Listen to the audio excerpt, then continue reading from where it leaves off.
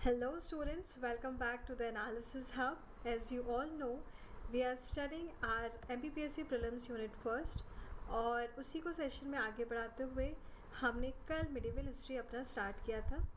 आज medieval history का part 2 हम कवर करने वाले हैं, जिसके अंदर हमने दिल्ली और मालवा सल्तनत कल पढ़ ली थी। उसके बाद की डायनेस्टीज़ आज हम कवर करेंगे।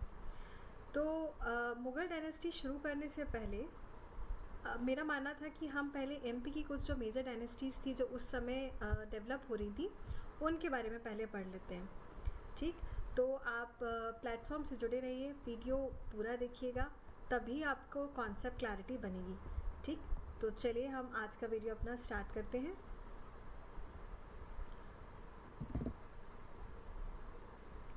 मिडिवल हिस्ट्री में हमने दिल्ली सल्तनत और मालवा सल्तनत का जो पूरा टाइम पीरियड था वो कल देख लिया था।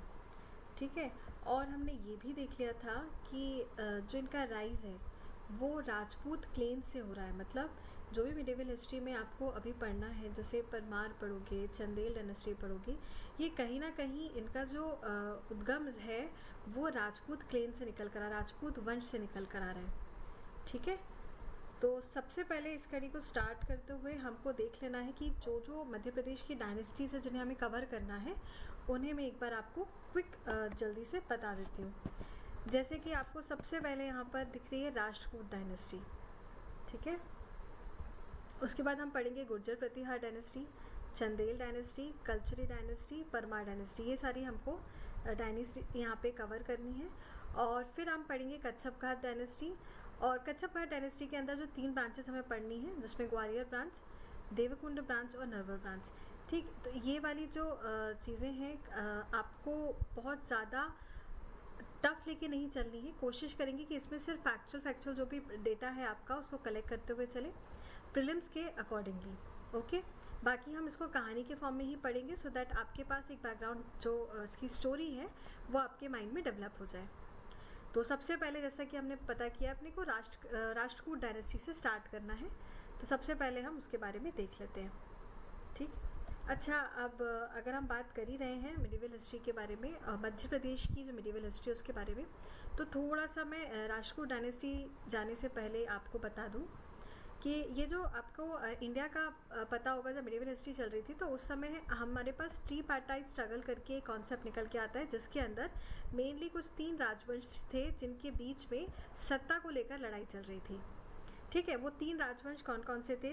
तो सबसे पहले थे राष्ट्रकूट डायनेस्टी, गुर्जर प्रतिहार और पाल किंगडम। ठीक है, तो ये तो चंदेल डायनेस्टी है। पाल किंगडम आता है जो ये सब लोग क्या चाहते थे, कन्नौज पे कब्जा करना चाहते थे। ठीक है, तो ये जो ट्रीपार्टाइट स्ट्रगल चल रहा था इंडियन मिडिवल एरा के टाइम पर, उसी को देखेंगे हम कि मध्य प्रदेश से इसका कैसा क्या जुड़ाव है। ठीक है, तो ये हमने एक बार ये चीज़ समझ ली है। अब हम सबसे पहले आ जाते हैं, देखो यहाँ पर ये जो आपको मैं ट्रीपार्टाइट स्ट्रगल बता रही थी ना, ट्रीपार्टाइट स्ट्रगल, इसको देखो, ये रहे गुर्जर प्रतिहार यहाँ पर इस साइड पर। ठीक है, ये राजपूत वाला जो एरिया है, और इधर पर आता है पाल डायनेस्टी। तो पाल डायनेस्टी, गुर्जर प्रतिहार और राष्ट्रकूट डायनेस्टी, इन तीनों के मध्य जो युद्ध चल रहा था, जो लड़ाई चल रही थी, वो कन्नौज को लेकर चल रही थी। सब चाहते थे कन्नौज पर कब्जा करना उस समय।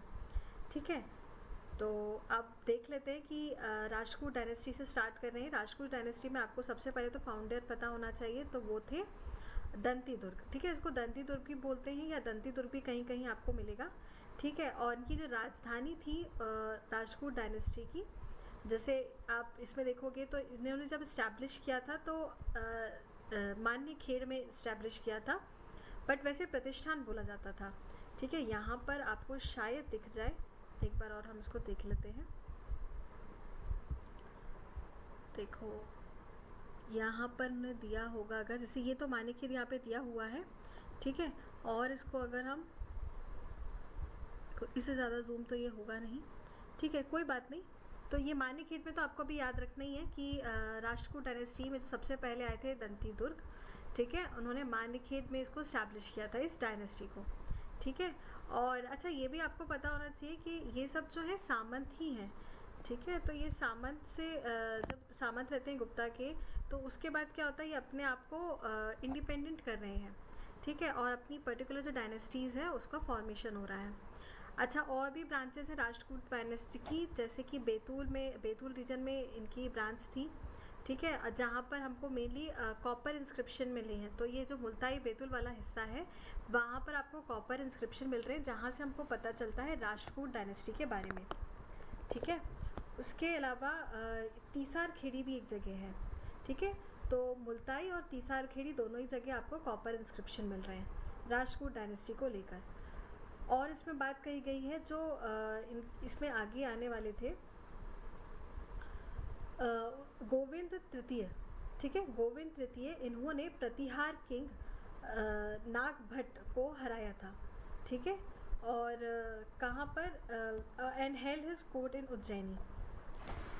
तो गोविंद तृतीय जो इसके राष्ट्रकूट डायनेस्टी के आगे आने वाले राजा हैं। अब हम बात कर रहे थे गुर्जर प्रतिहार की, इसमें आगे आने वाले जो हैं, तो गुर्जर प्रतिहार के जो राजा हैं प्रतिहार, उनको हराया था किसने? गोविंद तृतीय ने, ठीक है, और बंदी बनाया था कहाँ पर? उज्जैनी में। चलो फिर अब आ जाते हैं, तो राष्ट्रकूट डायनेस्टी में इतना अभी इनफ है। अब इसके बाद देख रहे हैं हम गुर्जर प्रतिहार डायनेस्टी। गुर्जर प्रतिहार डायनेस्टी ये भी 3 पार्टीज में से एक थी। सभी इसके लिए लड़ रहे थे, कन्नौज के लिए, है ना।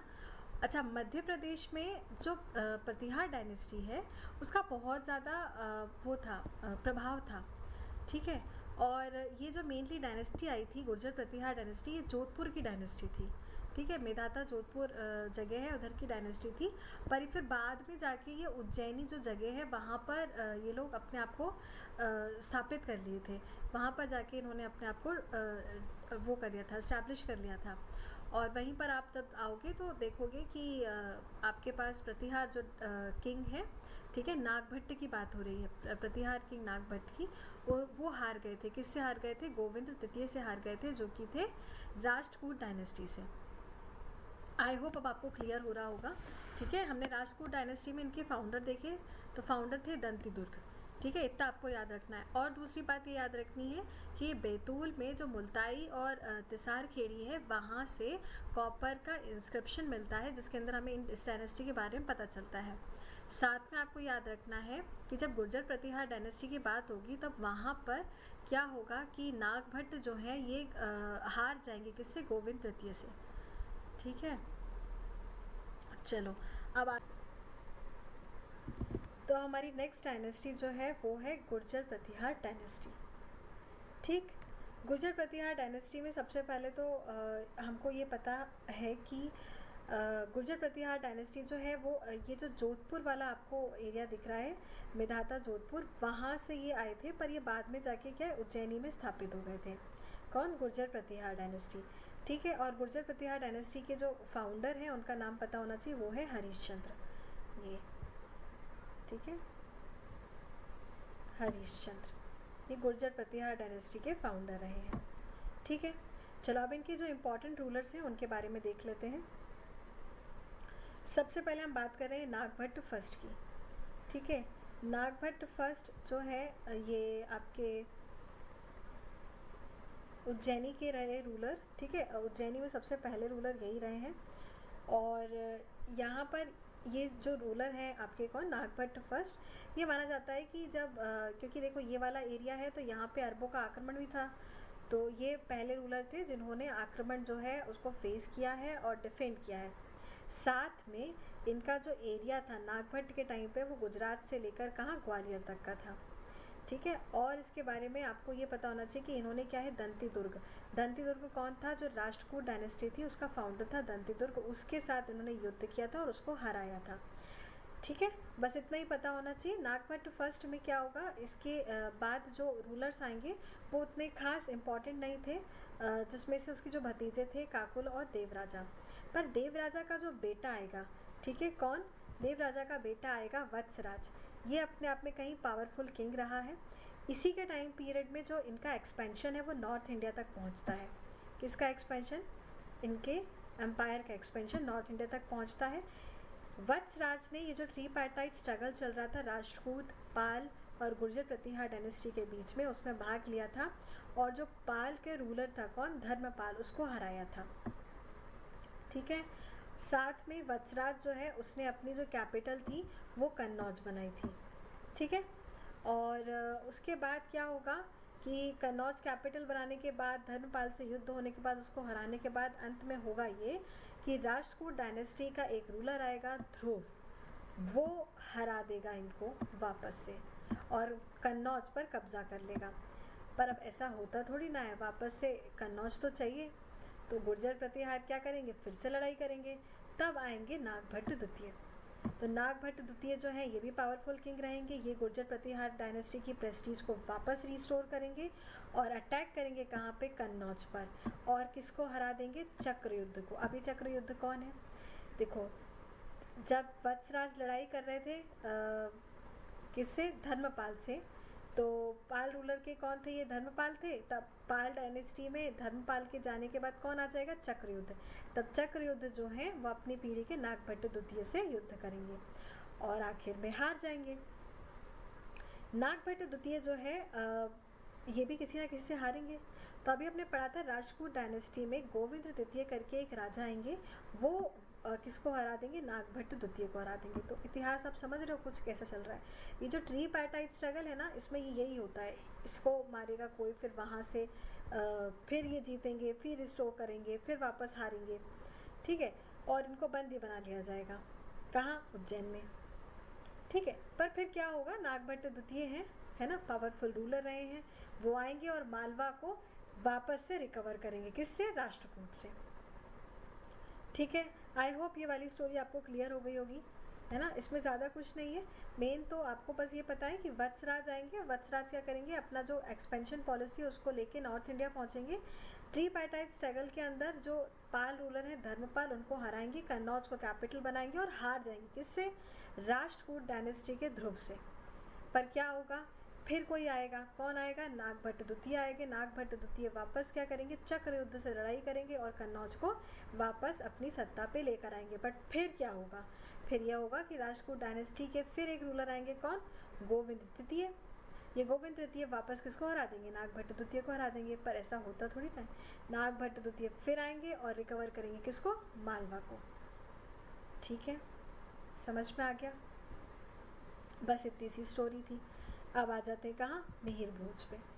चलो, तो अब मिहिर भोज कौन थे, देखो मिहिर भोज जो है ये भी बहुत पावरफुल रूलर रहे हैं गुर्जर प्रतिहार के। इन्होंने क्या किया था, मालवा वाला एरिया, राजपूताना वाला एरिया और मध्य देश वाला, ये तीनों एरिया जो है इसको कंसोलिडेट करके क्या कर लिया था, कन्नौज को बीच में राजधानी बना के पूरा एरिया कंसोलिडेट कर दिया था। इन्हीं के टाइम पे क्वेश्चन में पूछा जा सकता है कि जो अरेबियन ट्रैवलर थे सुलेमान, वो किसके टाइम पीरियड पे आए थे, तो पता होना चाहिए किसके टाइम पीरियड पे आए थे, मिहिर भोज के टाइम पीरियड पे आए थे, ठीक है। और मिहिर भोज के टाइम पीरियड पे जब आए थे सुलेमान, तो ये बोल कर गए कि नॉर्थ इंडिया में अगर कोई स्ट्रॉन्गेस्ट रूलर है तो वो कौन है, मिहिर भोज है। डन। चलो, अब इनकी कैंपेन्स जो हैं उसमें ये है कि इनकी जितनी भी लड़ाइयाँ हैं, जितने भी इन्होंने युद्ध जीते, उन सब का लेखा जोखा जो है वो सब मिलता है कहाँ पर, इंस्क्रिप्शंस में, जो कि वाराह इंस्क्रिप्शन है, दौलतपुर इंस्क्रिप्शन है और कहाला इंस्क्रिप्शन, ये आपको याद रखना है, ठीक है। इसमें इनकी जितने भी मिलिट्री कैंपेन्स रहे हैं, साथ में जितने भी युद्ध इन्होंने जीते हैं, उसके बारे में बताया गया है, ठीक है। समझ में आ गया। चलो, तो अब जो इम्पॉर्टेंट बात है वो आपको ये पता होनी चाहिए कि अब राष्ट्रकूट डायनेस्टी का फिर से यहाँ पर कुछ होने वाला है, वो ये कि राष्ट्रकूट रूलर्स आएंगे, कौन, अमोघवर्ष और कृष्ण द्वितीय, ठीक है। ये मिहिर भोज के टाइम पर अपने वाले एरिया में रूल कर रहे हैं कहीं ना कहीं, ठीक है। पर क्या करेगा, मिहिर भोज अटैक करेगा और इन दोनों को हरा देगा और कन्नौज को कैप्चर करके अपना जो कन्नौज तो है ही कैपिटल, ठीक है, कन्नौज कैपिटल है, पर इसका जो एम्पायर एक्सटेंशन है, एम्पायर एक्सटेंशन कहाँ तक पहुँच जाएगा, नर्मदा तक, ठीक है। अच्छा, उसके बाद क्या होगा कि ये फिर से राष्ट्रकूटा डायनेस्टी जो है, राष्ट्रकूट डायनेस्टी, उनसे और युद्ध चलते रहेंगे और फिर ये जो मालवा वाला एरिया है वो भी ये कवर कर लेगा। समझ में आया। तो देखो, ये इस तरह से मिहिर भोज जो है अपना एक्सपेंशन कर रहा है अपने एम्पायर का, ठीक है। अच्छा, आप देखो जो गुर्जर प्रतिहार डायनेस्टी है ना, इनके सामंत रहेंगे कौन, एक तो त्रिपुरी के कलचुरी, कौन रहेंगे? त्रिपुरी के कलचुरी और खजुराहो के चंदेल। ये किसके सामंत हैं? गुर्जर प्रतिहार डायनेस्टी के सामंत रहेंगे, ठीक है।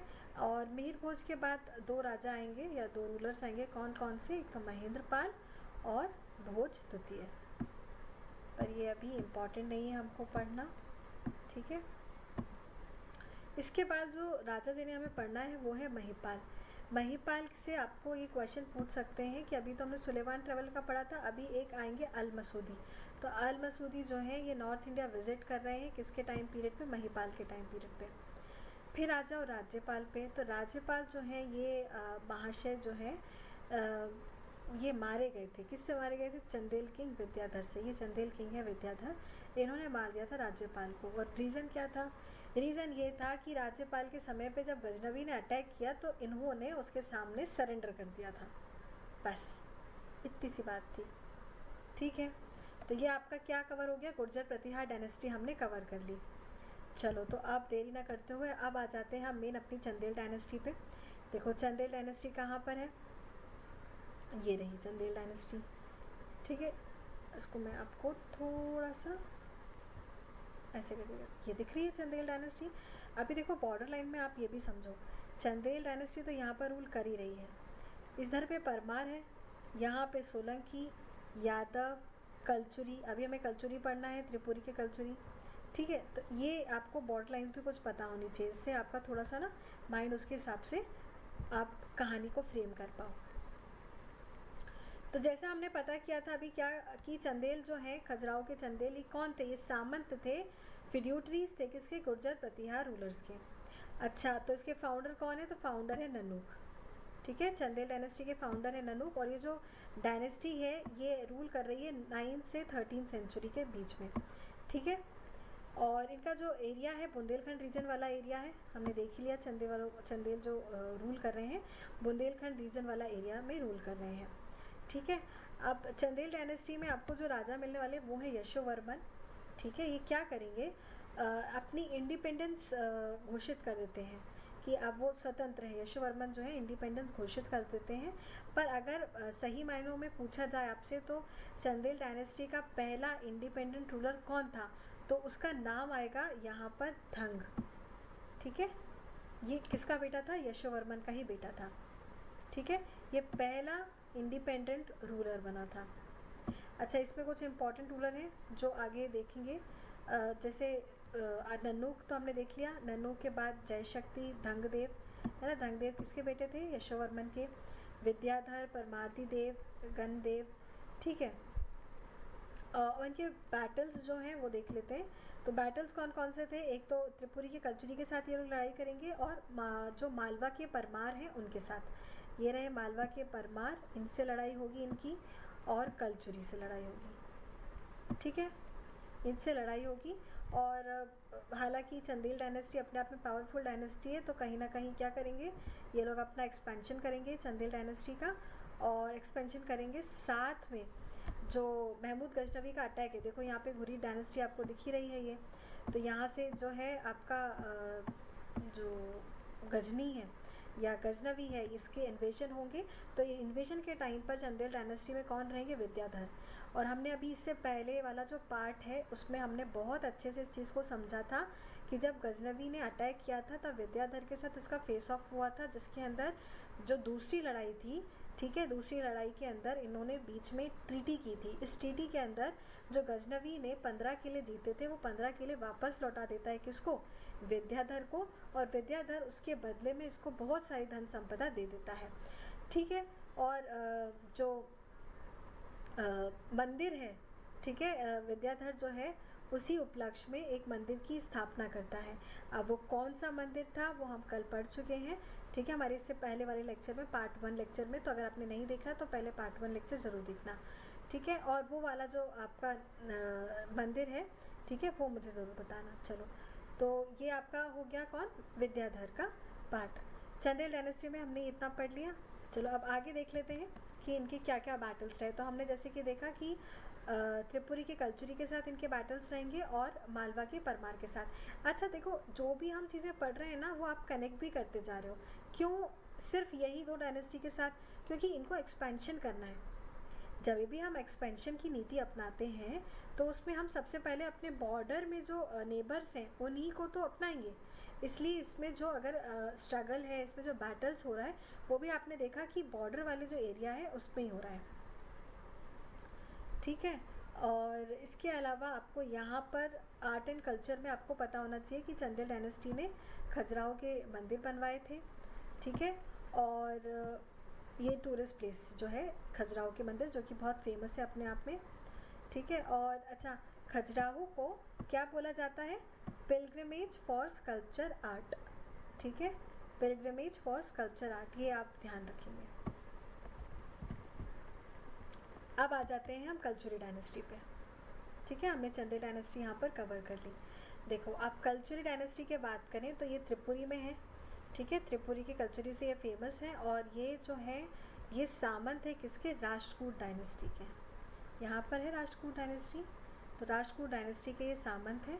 पर बाद में क्या हुआ था, इन्होंने अपना जो अलायंस है उसको चेंज करके गुर्जर प्रतिहार डायनेस्टी के अंदर आ गए थे। ठीक है। अब इनका किंगडम जो है वो महाकौशल वाला एरिया, महाकौशल जो जबलपुर आज का, और इससे पहले हम त्रिपुरी बोलते हैं, तो बुंदेलखंड, बघेलखंड और महाकौशल वाला रीजन जो है वो पूरा कवर होता था किसके अंदर? कलचुरी डायनेस्टी के अंदर। ठीक है। अब अगर आपसे कोई पूछे तो कलचुरी डायनेस्टी के फाउंडर कौन थे, तो वो थे वामदेव राज। ठीक है, वामदेव राज कौन थे? कलचुरी डायनेस्टी के फाउंडर थे, जिन्होंने कलचुरी डायनेस्टी को स्थापित किया। पर अगर आपसे पूछे कि स्ट्रॉन्गेस्ट रूलर कौन था, पहला स्ट्रॉन्ग रूलर, तो वो है कोकल्ल फर्स्ट। ठीक है, कोकल्ल फर्स्ट। और इसके अलावा जो है द मोस्ट पावरफुल किंग, अगर क्वेश्चन आए तो मोस्ट पावरफुल किंग कौन था? लक्ष्मी कर्ण। तो तीन चीज़ें आपको याद रखनी है। कलचुरी डायनेस्टी के अंदर जो फाउंडर थे वो थे कौन? वामदेव राज। ठीक है। और अगर पूछे कि पहला स्ट्रॉन्ग रूलर कौन था, तो वो कोकल्ल फर्स्ट। और पूछे कि पूरे रूलर्स में से सबसे पावरफुल रूलर कौन था, तो वो था लक्ष्मी कर्ण। ठीक है। परमार डायनेस्टी पे आ जाते हैं हम। परमार डायनेस्टी जो है ये आपकी 9th सेंचुरी से लेकर 14th सेंचुरी तक रूल कर रही है। कहाँ पर? मालवा रीजन में। ठीक है, इसको हम थोड़ा सा और जूम करके देख लेते हैं एक बार। ये ठीक है, देखो ये उज्जैनी आ गया। ये मालवा वाला जो पूरा रीजन है इसमें रूल कर रही थी कौन? परमार डायनेस्टी, यहाँ पर। ठीक है, इसके आसपास के आप देखते रहो। तो जितनी बार आप मैप में ये सब चीज़ें देखोगे उतनी बार आपकी क्लैरिटी जो है डायनेस्टीज़ को लेकर, उनके किंगपिन्स को लेकर, आप बहुत अच्छे से उसको इजीली जो है एग्ज़ाम में सॉल्व कर पाते हो। ठीक है। जैसा कि हमें पता है कि देखो अभी जो गुर्जर प्रतिहार आ रहे हैं, परमार आ रहे हैं, ये सब राजपूत लेन से ही कहीं ना कहीं निकले हैं। ठीक है। और ये भी ज़रूर है कि ये किसके फिड्यूटरीज थे, तो राष्ट्रकूट रूलर जो थे उनके फिड्यूटरीज थे। कौन? परमार डायनेस्टी। ठीक है। अब आप इसके फाउंडर देख लेते हैं। तो देखो उपेंद्र कृष्णराज, उपेंद्र कृष्णराज जो थे उन्होंने परमार डायनेस्टी को स्टैब्लिश किया था। कहाँ पर? धार नगरी में। और इन्होंने जो दंती दुर्ग थे, क्योंकि ये फिड्यूटरीज राष्ट्रकूट डायनेस्टी के थे, तो इन्होंने सर्विस करी थी अंडर दंती दुर्ग, जिसने राष्ट्रकूट डायनेस्टी को स्थापित किया था। ठीक है, बहुत ज़्यादा फास्ट तो नहीं हो रहा है, मैं एक बार फिर से रिपीट कर देती हूँ। परमार डायनेस्टी की हमने बात करी, तो परमार डायनेस्टी का टाइम पीरियड सबसे पहले आप देख लीजिए 9th से लेके 14th सेंचुरी तक। उसके बाद ये कहाँ पे रूल कर रहे थे, तो मालवा रीजन में रूल कर रहे थे। ठीक है। उसके बाद परमार डायनेस्टी का पता होना चाहिए कि ये राष्ट्रकूट जो रूलर थे, राष्ट्रकूट रूलर उनके सामंत थे। उसमें जो राष्ट्रकूट रूलर थे दंती दुर्ग, उन्हीं के अंदर उन्हें सर्विस करी थी। ठीक है, किसने? उपेंद्र कृष्णराज ने। और उसके बाद क्या किया था, अपने आप को इंडिपेंडेंट करके परमार डायनेस्टी की स्थापना करी थी। कहाँ पर? धार नगरी में। आपको जो किंग है इम्पॉर्टेंट, उनको देख लेंगे हम आगे। जैसे सबसे पहले हमें देखना है सियक। सियक जो है ये क्या करेंगे? राष्ट्रकूट, आप क्योंकि राष्ट्रकूट के ये वो थे, क्या थे? सामंत थे। तो अब इन्होंने अपने आप को क्या कर लिया? इंडिपेंडेंट कर लिया। तो सियक जो है रूलर, ये जाएगा और तहस नहस करेगा सबसे पहले तो मान्यखेत को, जो राष्ट्रकूट कैपिटल थे मान्यखेत। ठीक है, वहाँ पर, और अपनी परमार डायनेस्टी में अपने आप को इंडिपेंडेंट घोषित कर लेगा। ठीक है। उसके बाद आएगा वाकपति मुंज। वाकपति मुंज भी बहुत पावरफुल किंग है, ठीक है, पावरफुल किंग है।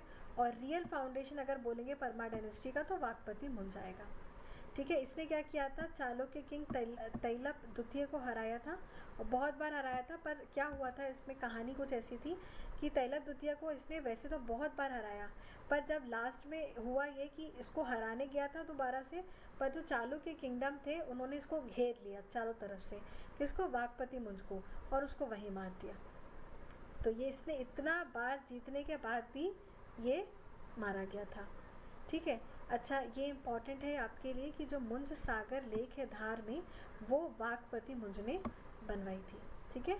ही कंस्ट्रक्टेड मुंज सागर लेक। और इसके अलावा हाँ, इनको पोइट्स का पोइट्री और स्कॉलर्स का काफ़ी ज़्यादा इनके लिए संरक्षण उन्होंने दिया है, इसको पैट्रनाइज किया है, बहुत बढ़ावा दिया है, इनको पर्सनली बहुत पसंद था। जैसे कि हम जानते हैं, देखो सबसे पहले बात आ रही है पारिमल गुप्ता की। पारिमल गुप्ता जो है, इन्होंने क्या लिखा है, नव शशांक चरितम, ठीक है। पारिमल गुप्ता ने लिखा है नव शशांक चरितम। हो सकता है आपसे क्वेश्चन पूछा जाए पीएससी में कि पारिमल गुप्ता जो है ये कौन से राजा के अंदर पैट्रनाइज थे, तो आपको पता होना चाहिए कि इनको पैट्रनाइज किसने किया था, वाकपति मुंज ने किया था, ठीक है। और फिर आ जाते हैं धानिक पे। तो धानिक जो है, इन्होंने क्या लिखा है, याश्रु पावलोक, याश्रु पावलोक। फिर उसके बाद है धनंजय, हलयुद्ध। हलयुद्ध ने क्या लिखा हुआ, धनंजय और हलयुद्ध, ठीक है। इन्होंने क्या लिखा हुआ है, अभियान रत्नमाला, अभियान रत्नमाला और अमित घाटी। तो ये जो है पोइट्रीज हैं और इनके स्कॉलर्स हैं जो इनके कोर्ट में उस समय रहा करते थे, ठीक है। इसलिए ये थोड़ा सा इम्पॉर्टेंट हो जाता है उस पर्सपेक्टिव में, तो इसको आपको बहुत अच्छे से 2-3 बार रिवाइज करना है, ठीक है। अब आ जाते हैं सिंधुराज। सिंधुराज इनके बेटे हैं, इससे ज़्यादा इसके बारे में कुछ पढ़ना नहीं है। जो मेन इम्पॉर्टेंट रूलर हैं वो है राजा भोज, ठीक है। राजा भोज के बारे में पढ़ना बहुत ज़रूरी है और इनके बारे में हम हर वो चीज़ पढ़ेंगे जो एग्ज़ाम पर्सपेक्टिव से इम्पॉर्टेंट हो जाती है, ठीक है। सबसे पहले तो आपको ये पता होना चाहिए कि राजा भोज के टाइम पर ही जो परमार डायनेस्टी है वो अपनी पीक पर थी, मतलब सबसे अच्छा जो समय चल रहा था, सबसे इम्पॉर्टेंट पावरफुल समय वो इन्हीं के टाइम पे चल रहा था, ठीक है। परमार डायनेस्टी में जब राजा भोज का टाइम पीरियड आया तो इन्होंने अपना जो एक्सपेंशन है वो नॉर्थ में चित्तौड़ तक, ठीक है, और साउथ में कोंकण तक लेके गए थे, ठीक है। और साथ में अगर हम ऐसे देखें, साबरमती रिवर जो है कहाँ पे, गुजरात में साबरमती रिवर वेस्ट से लेकर और विदिशा ईस्ट तक इन्होंने पूरा अपने आप को कवर किया हुआ था, अपने एम्पायर को, ठीक है। और उदयपुर प्रशस्ति जो है, ठीक है, और नागपुर प्रशस्ति, इसके अंदर इनका जो इंस्क्रिप्शन है, और ये प्रशस्ति मतलब इंस्क्रिप्शन, इसी के अंदर हमको पता चलता है कि उदयादित्य जो थे वो भोज के बाद दूसरे राजा रहे हैं। उदयादित्य सक्सेसर रहे किसके, राजा भोज के, ठीक है। तो इसमें बस आपको ज़्यादा कुछ नहीं, अभी तो हमने सिर्फ एक्सपेंशन देखा जो कि आपको इम्पोर्टेंट था, ये आप पढ़ लेना अच्छे से। और उसके बाद ये कि आपको ये 2 प्रशस्ति पता करनी है, उदयपुर प्रशस्ति और नागपुर प्रशस्ति। इसमें क्या पता चलता है कि किंग भोज के बाद जो उनके सक्सेसर होंगे वो कौन होंगे, उदयादित्य, ठीक है, डन। इनके मिलिट्री कैंपेन्स देख लेते हैं एक बार। तो मिलिट्री कैंपेन्स में ये है कि इन्होंने क्या किया था, अपना आनंद पाल जो थे, ठीक है, आनंद पाल भी पाल डायनेस्टी के, इनको सपोर्ट दिया था। आनंद पाल डायनेस्टी के आनंद पाल जो थे हिंदू शाही किंगडम के, ठीक है, हिंदू शाही किंगडम के। हमने इससे पहले वाले पार्ट में ये चीज़ देखी थी ना, जब अटैक हो रहा था, ठीक है, गजनवी का अटैक हो रहा था, तब उस समय जो राजा भोज थे उन्होंने हेल्प करी थी किसकी, हिंदू शाही राजा आनंद पाल की, सपोर्ट किया था, ठीक है। साथ में इन्होंने त्रिपुरी के कलचुरी को, चालुक्य रूलर और गुजरात के सोलंकी को, इन तीनों को हराया था, ठीक है। 1060 एडी में कलचुरी के साथ उन्होंने अलायंस फॉर्म किया था और सोलंकी रूलर्स के साथ, और अटैक किया था किसके ऊपर, 1060 एडी में क्या हुआ था कि जो कलचुरी डायनेस्टी है उसने सोलंकी डायनेस्टी के साथ अलायंस फॉर्म किया था और परमार डायनेस्टी पे अटैक किया था, मतलब राजा भोज पर सीधा अटैक किया था। किस किसने मिलकर? कलचुरी डायनेस्टी और सोलंकी डायनेस्टी ने। और किसको ख़त्म किया था? राजा भोज को। ये ऐसा हो गया था। ठीक है, अब लिटरेचर में जो है, लिटरेचर में आपको ये पता होना चाहिए, देखो 23 बुक हैं, अलग अलग सब्जेक्ट्स की बुक हैं ये। 23 बुक्स अलग अलग सब्जेक्ट्स की हैं, जिसमें कुछ कुछ इंपॉर्टेंट है, जैसे सम्रांग सूत्र। सम्रांग सूत्र जो है ये आर्किटेक्चर के ऊपर है। फिर है आयुर्वेद सर्वासा, ये मेडिकल साइंस के ऊपर है। फिर है युक्तिल कल्पतरु, युक्तिल कल्पतरु ये लॉ के ऊपर है। फिर श्रृंगारोपकम और श्रृंगार मंजरी, श्रृंगारोपकम और श्रृंगार मंजरी ये रोमांटिसिज्म को लेकर बुक है। और आपकी फिर एक बुक है शब्द अनुशासन, शब्द अनुशासन, ये ग्रामर को लेकर है। तो ये इम्पॉर्टेंट बुक्स हैं किसके टाइम की? राजा भोज के टाइम पे, जिनको ये पैटर्नाइज करते थे। ठीक है, और ऑब्वियसली स्कॉलर्स को भी करते थे। और ये जो लिटरेचर है, जो लिटरेचर हमने मेनली पढ़ा है, ये जो है प्योरली किसने लिखा था? राजा भोज ने। वैसे he was a great scholar, also he wrote 23 books. 23 books में से ये इम्पॉर्टेंट बुक्स हैं जो आपको पढ़नी है और याद रखना है। ठीक है, आर्किटेक्चर के लिए उन्होंने अलग बुक लिखी, मेडिकल साइंस के लिए एक अलग बुक लिखी, लॉ के लिए लिखी हुई है उन्होंने, रोमांटिसिज्म को लेकर, ग्रामर को लेकर, ऐसी 23 बुक लिखी हुई है। किसने? राजा भोज ने। ठीक है, अब इनका रिलीजियस लाइफ देख लेते हैं एक बार कि क्या चल रहा था। तो ये माना जाता है ये टॉलरेंट किंग थे। ठीक है, और इन्होंने भोज मंदिर भी बनवाया था, तो मतलब काफ़ी रिलीजियस थे। ठीक है, साथ में जो इनकी कोर्ट पोएट थे धनपाल, ठीक है, तो मतलब ये क्या है, टॉलरेंट थे, कहने का मतलब इनको रिलीजन को लेके कोई ऐसा पर्टिकुलर ऑर्थोडॉक्स नहीं था कि नहीं यही पर्टिकुलर रीजन होना चाहिए। इसी वजह से ये तो राजा भोज तो परमार डायनेस्टी से थे। ठीक है, पर इनके जो कोर्ट पोएट थे धनपाल, ये जो जैनिज्म में कन्वर्ट हुए थे इन्हीं के टाइम पर। तो ये पीएससी एक बार क्वेश्चन पूछ चुका है कि राजा भोज के टाइम पर उनका कोर्ट में ऐसा कौन था, या कौन ऐसा फर्स्ट मंत्री था कि जो जैनिज्म में कन्वर्ट हो गया था। ये क्वेश्चन आया हुआ है पहले भी। ठीक है, चलो, तो अब हमें देखना है आर्किटेक्चर जो इन्होंने किया था। आर्किटेक्चर देख लेते हैं। सबसे पहले तो आप बहुत फेमस भोजताल लेक, भोपाल के अंदर जो लेक व्यू है या भोजताल है, वो जो लेक बनाया था वो किसने बनवाया था? राजा भोज ने। ठीक है, फिर उसके बाद इन्होंने भोजेश्वर टेम्पल बनवाया है। ठीक है, जिसको हम भोजपुर का मंदिर भी कहते हैं, जिसमें सबसे बड़ी, ठीक है, लार्जेस्ट आइडल शिवलिंग जो है लार्जेस्ट है। ठीक है, राजा भोज का मंदिर ये वाला। ठीक है, यहाँ पर अंदर शिव जी की वो है, मतलब यहाँ पे अंदर शिवलिंग है। चलो, फिर उसके बाद भोजपुर में डैम्स भी बनवाया इन्होंने। साथ में इन्होंने भोजशाला का निर्माण करवाया था। किसके लिए? संस्कृत स्टडी के लिए। संस्कृत स्टडी के लिए भोजशाला का निर्माण करवाया था। उसके अलावा सरस्वती टेम्पल बनवाया था इन्होंने। ठीक है, जो कि कहाँ पर है? धार में है। और त्रिभुवन नारायण टेम्पल बनवाया है इन्होंने, कहाँ पर? चित्तौड़ में। ठीक है, ये त्रिभुवन नारायण टेम्पल। ठीक है, ये सारा आपको बाय हार्ट पता होना चाहिए, याद होना चाहिए। ठीक है, डन। चलो,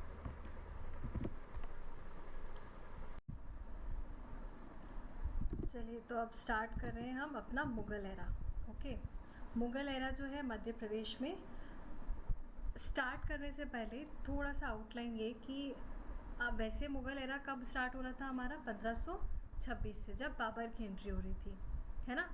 तो बाबर की एंट्री होगी, किसके साथ होगी? इब्राहिम लोदी के साथ इसका फेस ऑफ होगा 1526 में। फर्स्ट बैटल ऑफ पानीपत, ये सब हम डिस्कस कर चुके हैं। ठीक है, साथ में अब जो है यहाँ पे टाइम पीरियड वो दिख रहा है आपको 1556 से लेकर 1605 तक। और आपको बहुत अच्छे से पता है कि 1600 में ब्रिटिश ईस्ट इंडिया कंपनी जो है वो आ चुकी थी, राइट। तो ये जो हमारा एरा है ना, मुग़ल एरा, ये कहीं ना कहीं मॉडर्न हिस्ट्री जो होगी मध्य प्रदेश की उसको टच करेगा। इसलिए मॉडर्न हिस्ट्री पढ़ने से पहले आपको कुछ एक पॉइंटर्स हैं जो पता होने चाहिए, बहुत ज़रूरी। ठीक है, सबसे पहले तो ये कि बैटल ऑफ खानवा जो है, ठीक है, 1527 में, ये किसके टाइम पर ही होगा? ये आपके बाबर के टाइम पर ही हो रहा है। ठीक है। चंदेरी पर बाबर ने अटैक किया था कब? 1528 AD में। उसके बाद बाबर मेदिनी राय, जो चंदेरी के मेदिनी राय थे, ठीक है, उनको क्या करेंगे, जब अटैक हो जाएगा तो अटैक होने के बाद उनको फोर्स करेंगे कि उनकी बेटी का जो विवाह है वो किससे हो जाए, विवाह तो नहीं बोलते हैं इनके में, बेटियों का जो इनका निकाह है वो हो किसके साथ, इनके दोनों बेटों के साथ। एक तो कौन है, एक हुमायूं और दूसरा कामरान, ठीक है। तो बाबर का कुछ ऐसा रोल था, बाबर ने अपने टाइम पीरियड में जितने भी युद्ध लड़े थे वो मोस्टली सभी जीते हैं, ठीक है। उसके बाद अब आप यहाँ पर आएंगे हुमायूं। तो हुमायूं जो है वो, अब बाबर के बेटा हुमायूं जब आएगा तो इनका जो कहानी वो ऐसी थी कि कोशिश तो उन्होंने बहुत अच्छे से करी, पर वो जब शेरशाह सूरी से जब हारेंगे तब उसके बाद इनकी स्थिति थोड़ी सी डगमगा जाती है। पर अगर मध्य प्रदेश के पॉइंट ऑफ व्यू से देखें तो ये क्या है, मांडू आएंगे, मांडू विजिट करेंगे और यहाँ पे जो राजा हैं इम्पॉर्टेंट, बहादुर शाह, गुजरात के किंग है बहादुर शाह, ठीक है, इनसे इनकी फाइट होगी। और बैटल ऑफ चौसा के अंदर जब ये शेरशाह सूरी से हारेंगे तो उसके बाद अगर ये किसी से पनाह लेंगे तो वो है किंग वीरभान। कौन है? किंग वीरभान। ये बघेल डायनेस्टी के किंग हैं और ये इनको अपने शेल्टर देते हैं, इनको पनाह देते हैं, ठीक है, शेरशाह सूरी से जब ये हार जाते हैं। कौन सा बैटल हारते हैं? बैटल ऑफ चौसा, ठीक है। तो बैटल ऑफ चौसा हारने के बाद ये इधर उधर भटकते हैं, तभी इनकी शादी भी हो जाती है और शादी होने के बाद शादी या निकाह बोलेंगे, ठीक है। उसके बाद आएंगे अकबर। तो अकबर जो है ये अपनी राजगद्दी में बैठेंगे 1555 में, 56 में। जब 55 में बैठते हैं तो अंडर संरक्षण ऑफ किसके, बैरम खां के, इनका जो सेकेंड बैटल ऑफ पानीपत है वो होगा, ठीक है। सेकेंड बैटल ऑफ पानीपत जो है वो हेमू के साथ होता है और बैटल जो है वो जीत जाते हैं, ठीक है। अब अकबर के टाइम पर जो आपका एमपी का पार्ट है वो ओवरऑल पार्ट जो है वो अकबर के रेंज में आ जाता है, मालवा का खासकर। तो जब मालवा का पार्ट जो है अकबर के टाइम पे उनके कंट्रोल में आता है, तब वो चाहते हैं कि मालवा का जो इम्पोर्टेंट जैसे मांडू वाला रीजन है, ठीक है, तो वहाँ पर जो रूल कर रहे थे जैसे बाज बहादुर, तो उनसे जीतने के लिए वो क्या करते हैं, मिलिट्री कैंपेन भेजते हैं। किसको भेजते हैं? आसफ खां को भेजते हैं और पीर मोहम्मद खां को भेजते हैं। ये इम्पॉर्टेंट है, ये याद रखिएगा किस किस को भेजेंगे, एक तो आसफ खां और पीर मोहम्मद खां, ये दोनों जाएंगे, ठीक है। और मालवा का जो किंग है बाज बहादुर, इसके ऊपर अटैक करते हैं 1562 में, ठीक है। तो होता ये है कि बाज बहादुर लड़ाई करते हैं इनसे और लड़ाई में क्या होता है, इनको वहाँ से जब नहीं जीत पा रहे होते हैं तो ये जो है एस्केप लेते हैं और भाग के कहाँ जाते हैं, खानदेश जाते हैं, ठीक है। तो जब ये खानदेश चले जाते हैं तो इनकी जो प्रेमिका है कौन, रानी रूपमती, जिनके लिए इन्होंने महल बनवाया है मांडू में, रानी रूपमती महल, ठीक है, वहाँ पर ये सुसाइड कर लेती है। और एट लास्ट होता ये है कि बाद में ये सरेंडर करते हैं बाज बहादुर 1570 में जाके, और जब इनकी मृत्यु हो जाती है तब अकबर जो है उनको रियलाइज़ होता है कि उनको ऐसा नहीं करना चाहिए था। तो ये अकबर जो हैं दोनों की कब्र, मतलब बाज बहादुर की और रानी रूपमती की एक साथ ही इनको दफनाया जाता है, मतलब एक साथ ही इनकी कब्र रहती है, ठीक है।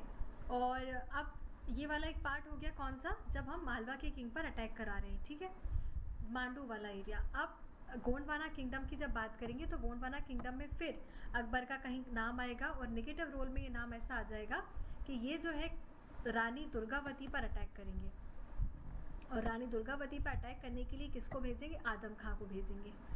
तो रानी दुर्गावती जो है ये अपनी पूरी सेना के साथ, पूरे जोश के साथ ये लड़ती हैं और आखिर में जब फंस जाती है, जब वो नहीं लड़ पाती हैं तो वो अपनी ही कटार से अपने आप को ही ख़त्म कर लेती हैं उस वक्त, ठीक है। तो रानी दुर्गावती के साथ जो गढ़मंडला वाला जो इनका केस है वो कुछ ऐसा है, ठीक है, गोंडवाना किंगडम को लेकर इनकी लड़ाई जो हुई थी, ठीक है। उसके बाद अकबर का जो लास्ट मिलिट्री कैंपेन रहता है वो है असीरगढ़ का फोर्ट, दक्षिण का द्वार भी इसको कहते थे। बुरहानपुर में असीरगढ़ फोर्ट है जिसको बोलते थे कि अगर आपने ये वाला फोर्ट जो है जीत लिया तो आपके साउथ के जो एरिया है वो सब आपके खुल जाएंगे, मतलब साउथ की जितनी भी डायनेस्टीज़ हैं उनको आप अटैक करने के लिए या उनको जीतने के लिए आप बहुत काबिल बन जाओगे। तो ये कब की बात हो रही है, देखो 1601 की बात हो रही है, ठीक है। चलो, तो ये इनका मिलिट्री कैंपेन देख लिया, और ये बहुत इंपॉर्टेंट है, बाज बहादुर वाला, रानी दुर्गावती का और असीरगढ़ फोर्ट का। अब यहाँ पर ये कि ये थोड़े से कल्चरल भी बहुत एक्टिव थे, है ना, पेंटिंग्स इन्हें पसंद थी। हालांकि ये पढ़े लिखे ज़्यादा नहीं थे, पर इनको ये सब चीज़ों से बहुत, मतलब इनको पढ़ना लिखना बहुत अच्छा लगता था। तो इनके पास ये पैटर्नाइज करते थे स्कॉलर्स को भी। और साथ ही आपको पता होगा कि 1582 में, कब, मैं यहाँ पर लिख देती हूँ, 1582 में दीने लाही करके इन्होंने स्थापना करी थी।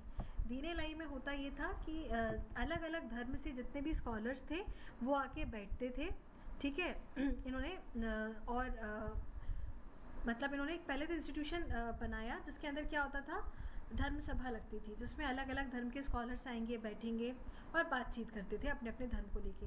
पर जब इनका आपस में ही मतभेद होने लगा तो फिर इन्हें लगा कि ये तो अलग अलग धर्म अपने आप में कोई संपूर्ण नहीं है। तब जाके वो एक दीन इलाही करके अपना नया धर्म बनाते हैं, और जिसके पहले मेंबर बनते हैं कौन, बीरबल, ठीक है। इनका असल नाम शायद महेश दास है ना, इफ़ आई एम रॉन्ग तो आप इसको करेक्ट करिएगा। महेश दास इनको कहते थे बीरबल को, और इन्होंने साथ में म्यूज़िक के लिए तानसेन म्यूजिशियन थे, इनको पैटर्नाइज किया था, ठीक है। बाज बहादुर म्यूजिशियन, और बैजू बावरा ये भी म्यूजिशियन, ठीक है। तो अकबर के आपको ये कुछ इंपॉर्टेंट पॉइंट्स हैं जो कि अपने माइंड में रखने हैं, ठीक है। अब आ जाते हैं जहांगीर पर। तो अब अकबर के बेटे जहांगीर जो हैं ये राजा अच्छे तो थे, पर अकबर जितने प्रभावशाली, अकबर जितने पावरफुल नहीं हो पाए। हालांकि इनका अगर एमपी से रिलेशन देखा जाए तो वीर सिंह बुंदेला डायनेस्टी के बहुत प्रतापी राजा रहे हैं। वीर सिंह बुंदेला या वीर सिंह देव भी इनको कहते हैं, इनसे इनके काफ़ी अच्छे संबंध रहे और काफ़ी घनिष्ठ मित्रता भी रही है। तो जब एक धर्म सभा होने वाली थी तो उसमें अबुल फजल जाने वाले थे, और अबुल फजल को ख़त्म करवाने के लिए इन्होंने, जहांगीर ने वीर सिंह देव को बोला था। तो फ्रेंडशिप के नाते वीर सिंह देव ने अबुल फजल की हत्या की थी, ठीक है। और दोस्ती के चलते ही जब जहांगीर एमपी आने वाले थे, तो एमपी में जब वीर सिंह बुंदेला के पैलेस आने वाले थे तो उन्होंने अलग से, किसने, वीर सिंह देव ने जहांगीर पैलेस का निर्माण करवाया था, कहाँ पर, ओरछा में, ठीक है। किसकी खुशी में, जहांगीर के आने की खुशी में। तो ये कुछ पॉइंटर्स हैं जो आपको याद रखने।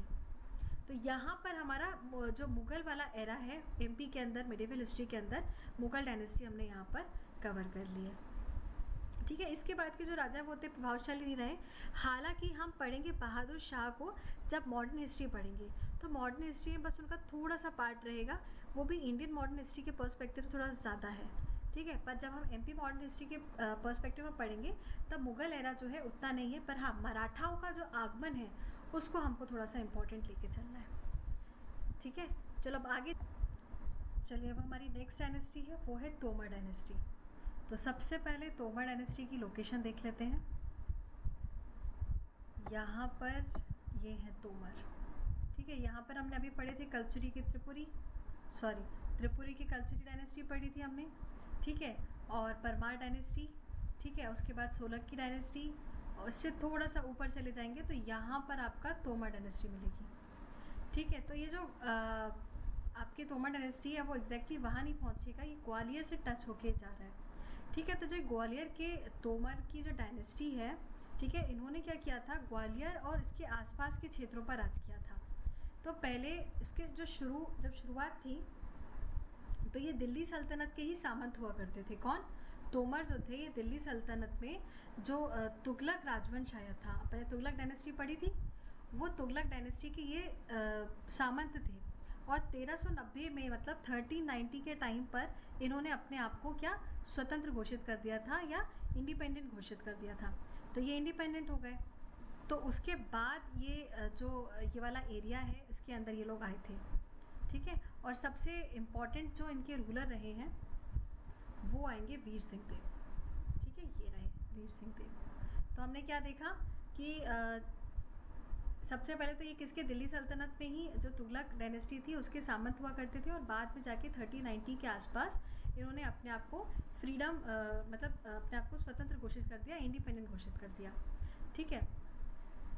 और जैसा कि यहाँ पर जब आप देखोगे तो यहाँ पर जो तैमूर इन्वेजन है 1398 में, उसके आने की वजह से भी क्या हुआ था, जो दिल्ली सल्तनत है वो वीक हो गई थी। तो जब दिल्ली सल्तनत अपने आप में वीक हो गई थी तो जो उसके सामंत थे वो ऑटोमेटिकली क्या करेंगे, अपने आप को पावरफुल करने की कोशिश करेंगे। तो बस यही हुआ था, अपने आप को इन्होंने पावरफुल घोषित कर दिया था।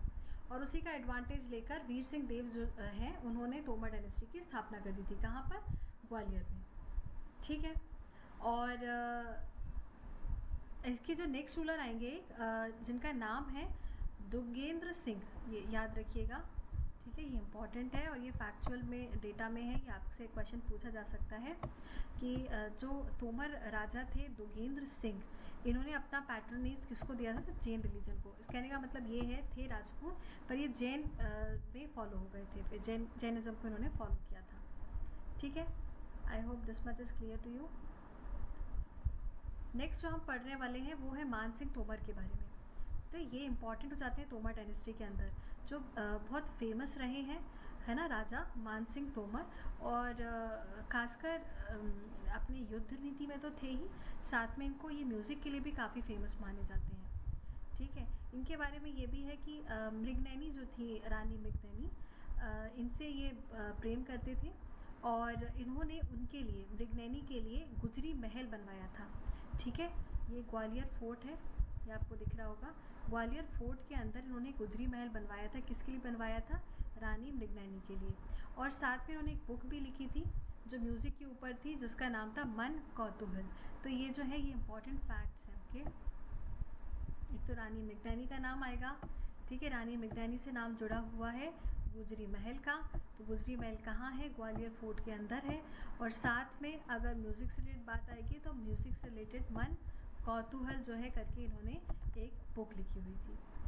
ठीक है, चलो, तो मान सिंह के बाद आएंगे कौन, इनके बेटे का नाम था विक्रमादित्य, जो कि लोधी किंग से लड़ाई करेंगे।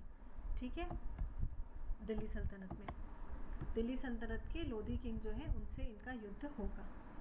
ठीक है, अब बात करें इब्राहिम लोधी की। तो इब्राहिम लोधी वही दिल्ली सल्तनत में जो लोधी डायनेस्टी, अब आखिर डायनेस्टी चल रही है लोधी डायनेस्टी, तभी तो ये जो इनके सामंत थे तोमर, ये अपने आप को क्या करेंगे, अपने आप को स्वतंत्र घोषित कर रहे हैं। तो इब्राहिम लोधी ने क्या किया था, ग्वालियर फोर्ट पे कब्जा करा था और विक्रमादित्य को क्या करा था, अपने सबॉर्डिनेशन में रखा था। पर बाद में क्या किया, जब पहला बैटल हुआ था पानीपत का, तब उस समय ये अभी तो बैटल हो रहा है पानीपत का, अभी दिल्ली सल्तनत चल ही रही है, उस समय लोधी डायनेस्टी के सपोर्ट में थे कौन, विक्रमादित्य। लेटर विक्रमादित्य ने किसको, बैटल ऑफ पानीपत में भाग लिया था और लोधी के साइड से भाग लिया था।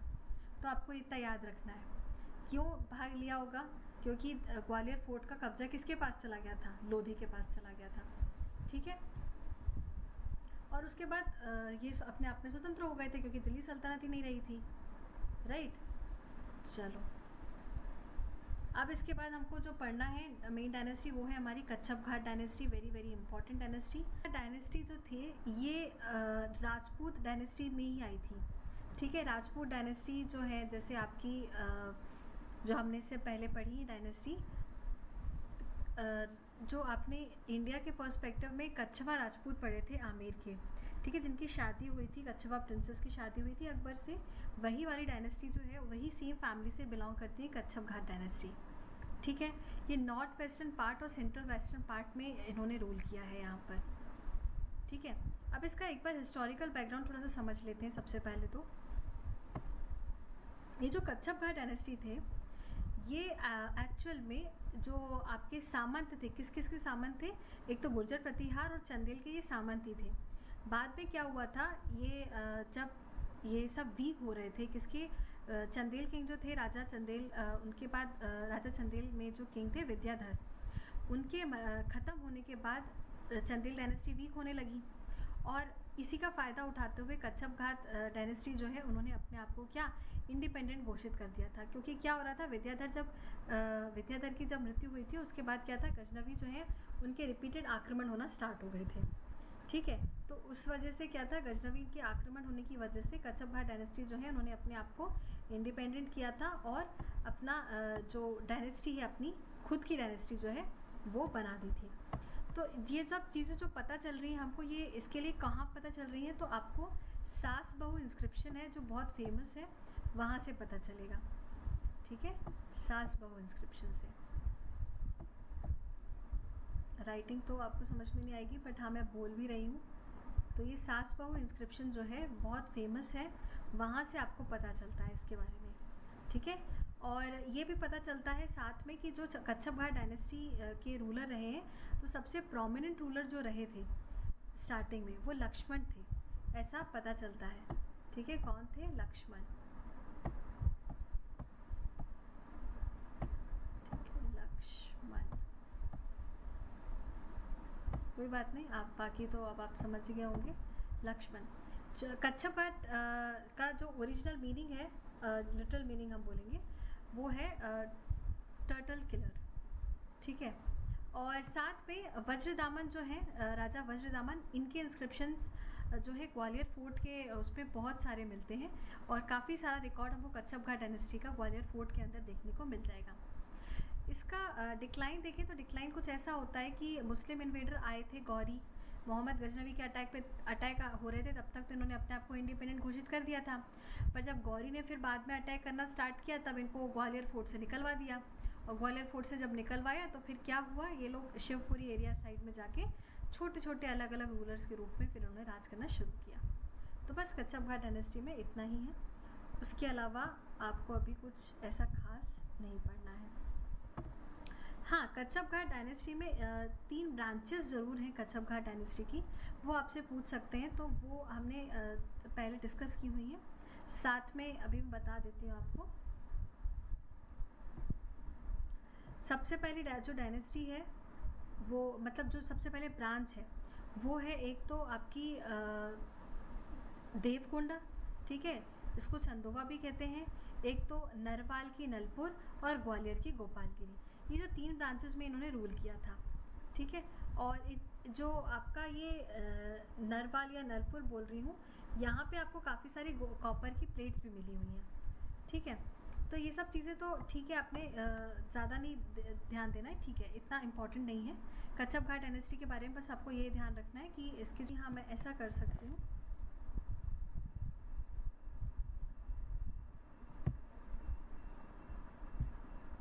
actually it is not taking the input.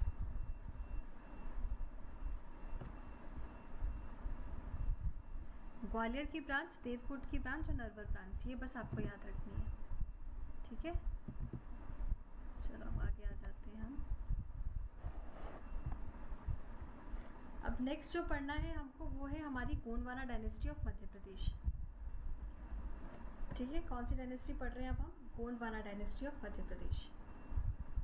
तो गोंडवाना डायनेस्टी ऑफ मध्य प्रदेश में आपको सबसे पहले ये एरिया दिख रहा है, ठीक है, इसको हम क्लोजली देख लेते हैं थोड़ा सा। ये वाला जो पार्ट है आपका, यहाँ पर आपका गोंडवाना डायनेस्टी बसी थी। ठीक है, अब गोंडवाना डायनेस्टी के बहुत सारे प्रूफ तो नहीं मिले हैं हालांकि मध्य प्रदेश से, कि इसका ओरिजिन कहाँ से हुआ है उसके बारे में बहुत ज़्यादा नहीं पता चला, पर ये ज़रूर पता चला है कि 1400 AD तक आते आते, कब 1400 AD तक आते आते जो कलचुरी डायनेस्टी थी ना, वो वीक होने लगी थी। वो वीक होने से क्या हुआ था, जो गोंड थे वो इनके सामंत थे, तो गोंड अपने आप को फिर पावरफुल इन्होंने घोषित किया, पावरफुल बने और इंडिपेंडेंट घोषित कर दिया था।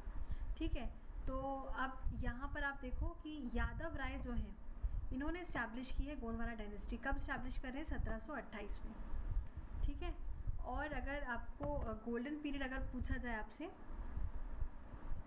तो यहाँ पर एक चीज़ है जो मैं मिस कर रही हूँ और आपको मैं बताना चाहूँगी कि संग्राम शाह का नाम आएगा यहाँ पे रूलर। ये देखो, ये जो है संग्राम शाह, ठीक है, ये फेमस रूलर रहे हैं, संग्राम शाह, दलपत शाह, क्वीन दुर्गावती, ये सब गोंडवाना डायनेस्टी के इम्पॉर्टेंट रूलर रहे हैं। इनके टाइम पीरियड पे जो डायनेस्टी थी गोंडवाना डायनेस्टी, इसका गोल्डन पीरियड रहा है। ठीक है, और जो 4 मेजर स्टेट्स हैं जहाँ पर गोंड ने रूल किया है मध्य प्रदेश के अंदर, एक तो गढ़मंडला जो कि जबलपुर में आएगा, और दूसरा है देवगढ़ छिंदवाड़ा के अंदर, और चंदा छतरपुर में, और उसके साथ आएगा आपका ये बैतूल वाला एरिया गर्ज कतर का। ठीक है, तो ये इम्पॉर्टेंट चीज़ें हैं। इसके अलावा जो गोंडवाना रूलर्स हैं उनका जो एरिया है वो उसको एक बार देख लेते हैं। तो जैसे विदर्भ वाला एरिया महाराष्ट्र के अंदर, ठीक है, कहाँ कहाँ तक ये फैला हुआ था, तो गढ़मंडला तो हमने देख लिया जबलपुर के अंदर था, मध्य प्रदेश पूरा। इसके अलावा छत्तीसगढ़ वाला पार्ट और विदर्भ का महाराष्ट्र, तो विदर्भ वाला पार्ट, इस ये पूरा जो कंप्लीट एरिया है उसको मिला के गोंडवाना डायनेस्टी जो है वो फॉर्म हो रही थी। ठीक है,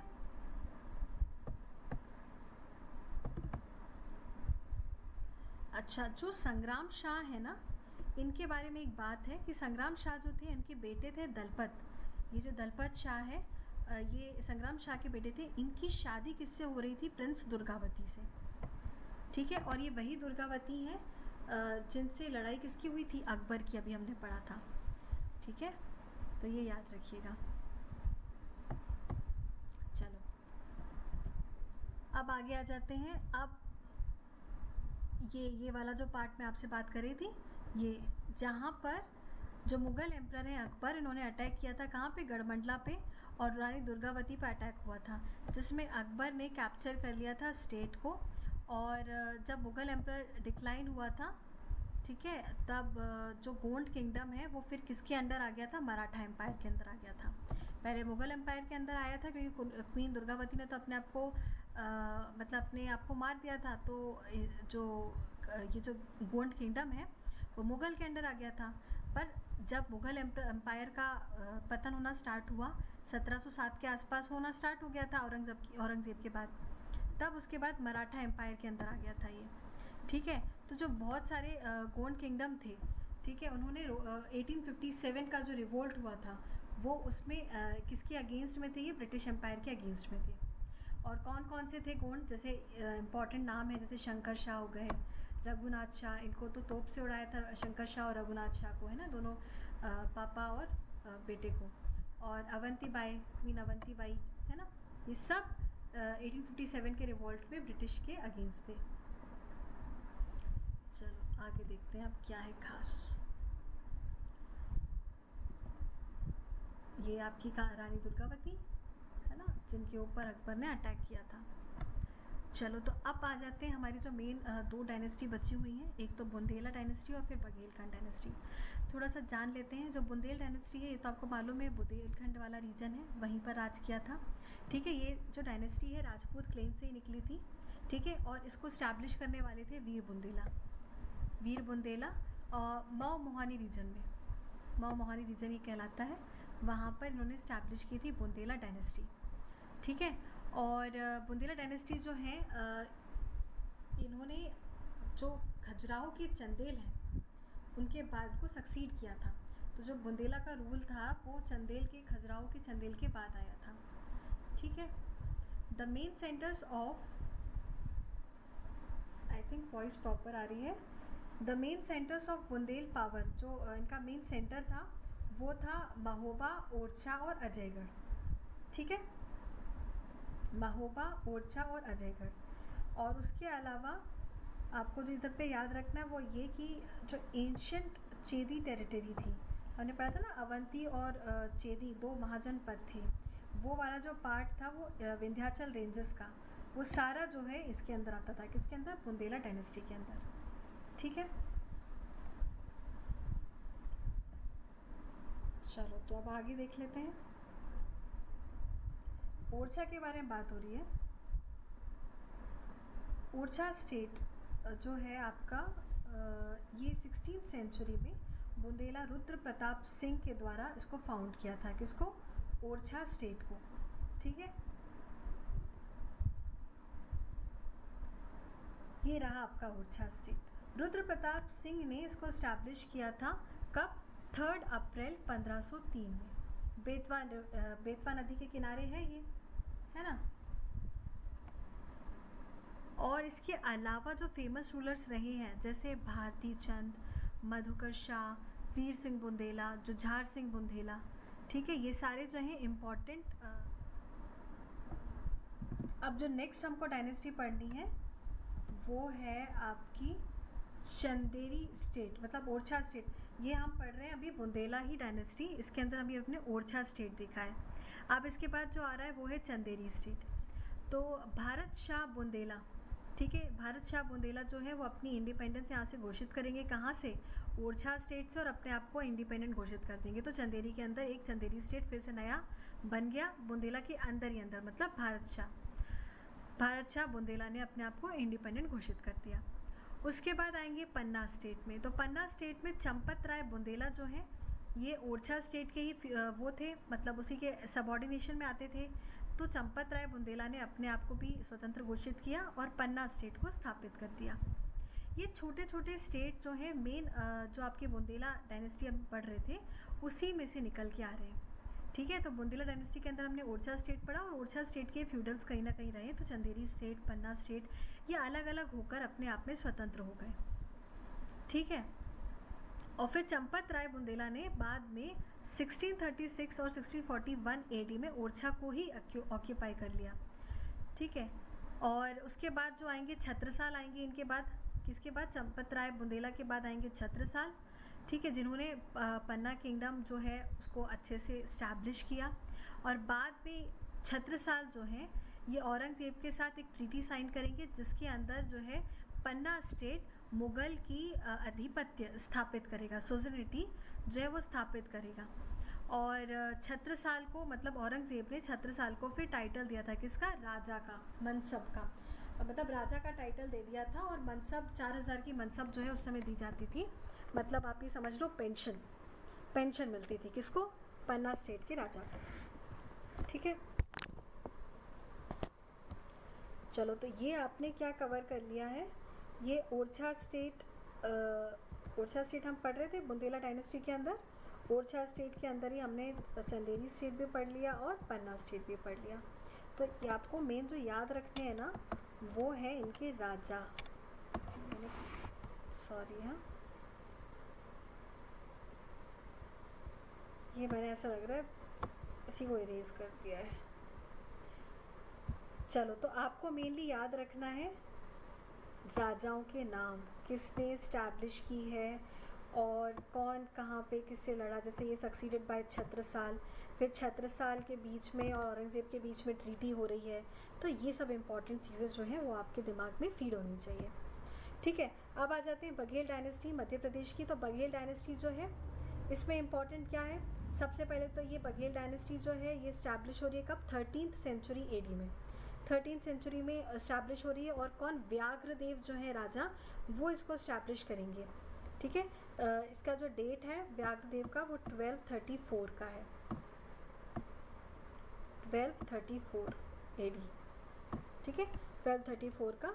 अच्छा, ये जो बघेल थे ये ओरिजिनली चालुक्य और जो चालुक्यास थे ना जो हमने साउथ में देखे थे। ठीक है, जो सोलंकी डायनेस्टी थी अहिलवाड़ा की, गुजरात की, ये सभी को बिलोंग करते थे। ठीक है, और फिर धीरे से क्या हुआ था, एक कंसोलिडेशन फॉर्म में बघेल डायनेस्टी खुद अपने आप में बन गई। तो ये कहीं ना कहीं कनेक्टेड थे सोलंकी से, चालुक्यास से, गुजरात के अहिलवाड़ा से। ठीक है, चलो तो एंशियंट टाइम में हम अगर एक बार जाएं तो ये जो माउंटेन और डेंस फॉरेस्ट वाला एरिया था बघेलखंड का, ठीक है, और पुराणों में इसको रेवोत्तर या रेवाखंड भी कहा गया है। तो ये इम्पॉर्टेंट हो जाता है, जो बघेलखंड है उसको एंशियंट टाइम में पुराण में रेवोत्तर या रेवाखंड के नाम से भी जाना गया है। ठीक है, ये जो रीजन है ये अपने आप में डिवाइड हो रहा है 3 पार्ट में। ठीक है, the region was divided into 3 parts, Tarihar, Uparihar और दाहर। तारीहर, उपरिहर और दाहर, ये रीजन जो है आपका रेवाखंड का, ये 3 पार्ट में डिवाइड हो गया। अच्छा, बघेलखंड को भट्ट गहोरा भी कहा है। ठीक है, जब बघेल डायनेस्टी फॉर्म हो गई थी, देखिए बघेलखंड में फॉर्म हुई तो बघेलखंड क्यों बोला जाने लगा? बघेल डायनेस्टी की वजह से। तो बघेल डायनेस्टी जब फॉर्म हो गई तब इसको भट्ट गहोरा भी कहने लगे।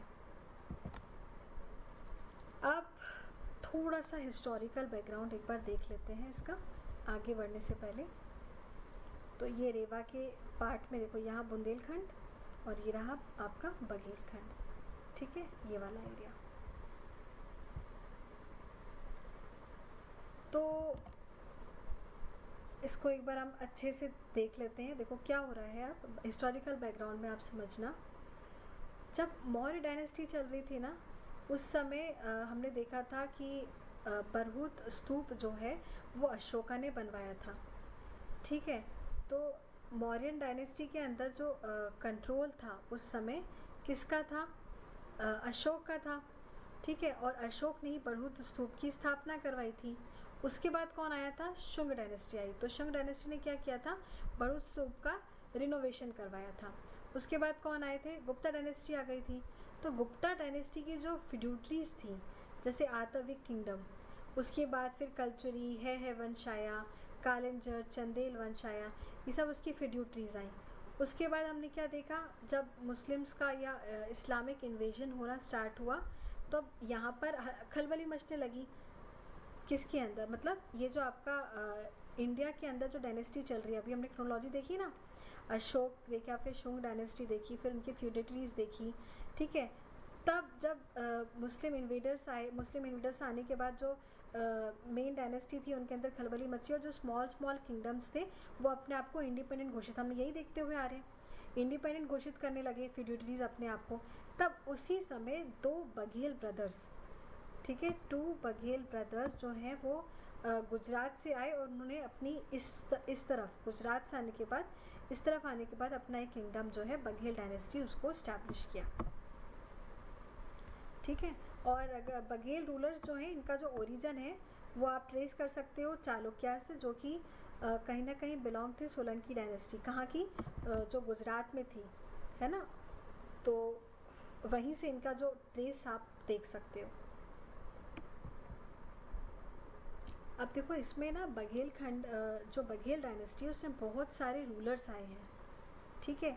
और हर एक रूलर हम देखेंगे तो उसमें कहीं ना कहीं आप देखोगे अपना जो मध्य प्रदेश वाला एरिया है उससे कनेक्टेड है, ठीक है। तो ये आप जो है अपने आप से भी एक बार रीड करिएगा, ठीक है। इसमें बहुत सारे रूलर्स आएंगे, और हमने क्या किया है, क्योंकि अभी हम मिडिवल हिस्ट्री कर रहे हैं, तो मिडिवल रूलर्स जो भी रहे हैं उनको हमने कवर कर लिया है।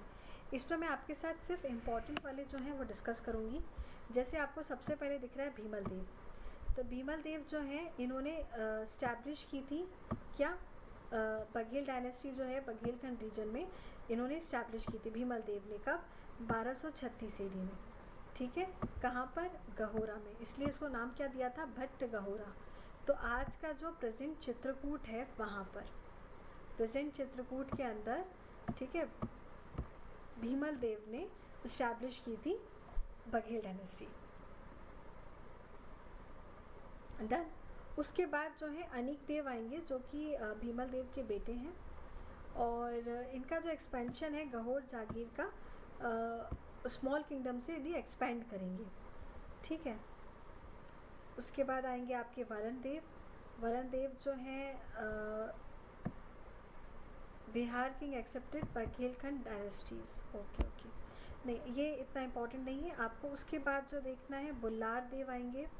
बुल्लार देव में आपने तारीख़ फ़िरोज़ शाही, हमने बात करी, तारीख़ फ़िरोज़ शाही जो है ज़ियाउद्दीन बर्नी ने लिखी थी, जिसके अंदर हमें फ़िरोज़ शाह तुगलक के बारे में पता चलता है। तो और बुल्लार देव जो हैं उनके बारे में भी पता चलेगा, किसके अंदर, तारीख़ फ़िरोज़ शाही के अंदर।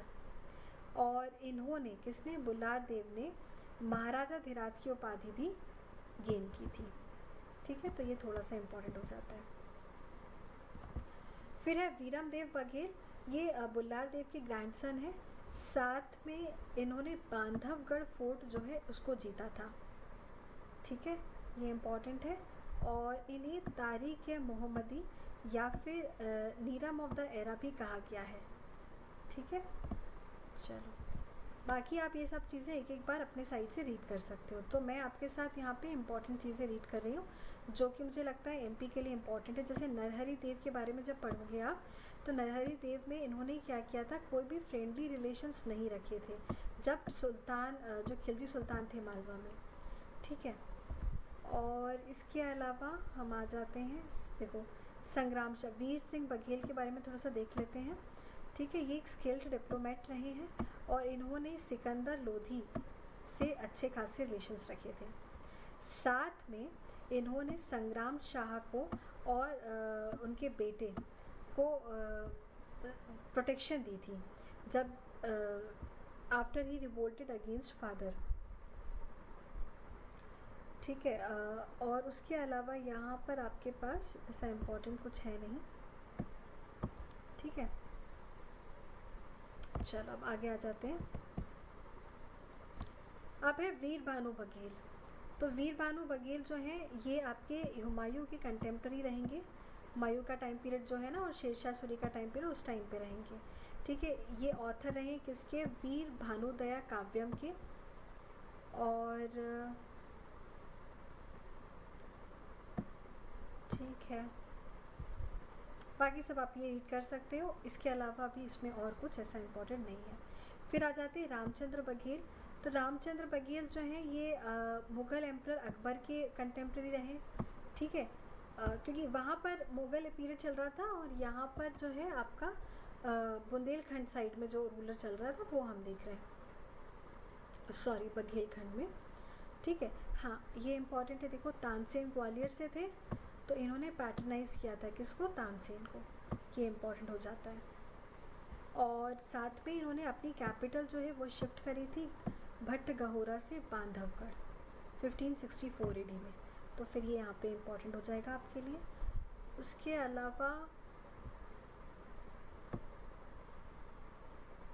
उसके अलावा बस ये इम्पॉर्टेंट यहाँ पर यही है कि अकबर का जो दुश्मन था गाजी खां तन्नूरी, उसको रिफ्यूज़ दे दी थी इन्होंने, किसने, रामचंद्र बघेल ने। ठीक है, बस और तो कुछ ऐसा खास अभी इसमें है नहीं। एंड 1569 AD में ही give away the fort of Kalinjar to Akbar. Akbar को इन्होंने कालिंजर फोर्ट दे दिया था, किसने, रामचंद्र बघेल ने। तो ये बहुत सारे रूलर्स, जैसा कि मैंने आपको बताया ही था, इसमें रूलर्स रहेंगे। बट हाँ, इम्पॉर्टेंट जो फैक्ट्स हैं हमको वो पढ़ लेते हैं हम।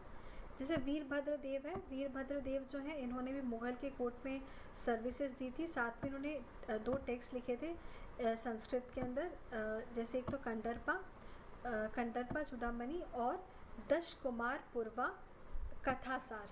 ठीक है, ये इम्पॉर्टेंट है, ये एक बार आप अच्छे से पढ़ लेना। ठीक है, और वीरभद्रदेव चंपू, ये एक बुक है जिसको पद्मनाथ मिश्रा ने लिखा था। ठीक है, ये इम्पॉर्टेंट है, तो ये तो दोनों चीज़ें इम्पॉर्टेंट हैं आपके लिए। फिर आ जाओ विक्रमजीत या विक्रमादित्य बघेल, ये भी इम्पॉर्टेंट है। इन्होंने क्या किया था, इन्होंने अकबर की जो आधिपत्य है स्वीकार करने से मना कर दिया था और गुस्सा भी हुए थे। और साथ में इन्होंने क्या किया था, जो राय त्रिपुर दास खत्री हैं उनको भेजा था, कहाँ पे, बांधवगढ़ में। ठीक है, उसके अलावा जो मुग़ल फोर्सेस हैं उन्होंने विक्रमजीत को मतलब बहुत प्रिवेल किया ताकि वो बांधवगढ़ फोर्ट से उनको हरा सकें, बट ऐसा कुछ हो नहीं पाया।